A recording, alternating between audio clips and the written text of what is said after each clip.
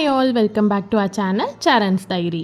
5 minutesல healthy mix எப்படி ready பண்ணுறதுன்றதை பார்க்கலாம். கார் அவல் கொஞ்சமாக எடுத்து அதை நல்லா புடச்சிட்டு டஸ்ட்லாம் எடுத்துகிட்டு இது மாதிரி பேனில் போட்டு லைட்டாக ஃப்ரை பண்ணி எடுத்துக்கலாம்.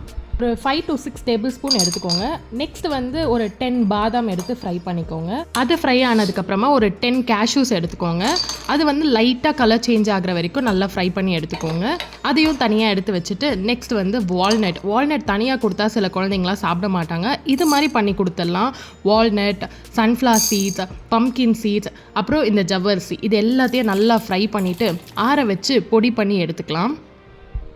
ரொம்ப மைய அரைக்காமல் கொஞ்சம் க்ரோஸ் கிரைண்ட் பண்ணி எடுத்துக்கலாம். இது மாதிரி நல்ல டெக்ஸ்சரில் வந்தோடனையும் நல்லா ஆற வச்சுருங்க. இப்போ அந்த ஹெல்த் மிக்ஸை வந்து எப்படி யூஸ் பண்ணுறதுன்றதை பார்க்கலாம். ஒரு பேனில் கொஞ்சமாக கீ எடுத்துக்கோங்க. இப்போ ஒரு கிட் மட்டும் தான் கொடுக்க போகிறீங்கன்னா 1 டீஸ்பூன் கீ யூஸ் பண்ணிக்கோங்க. அதில் 1 டீஸ்பூன் இல்லைன்னா 2 டீஸ்பூன் வந்து நம்ம பண்ண ஹெல்த் மிக்ஸை வந்து போட்டுக்கோங்க. நல்லா வந்து நெய்யில் வந்து வறுத்துக்கோங்க. கொஞ்சம் நல்ல ஃப்ளேவர் கொடுக்கும், அதுக்காக தான் கீ ஆட் பண்ணுறோம்.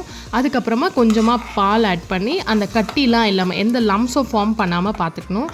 அதுக்கப்புறம் இன்னும் நல்லா பால் ஆட் பண்ணிக்கலாம்.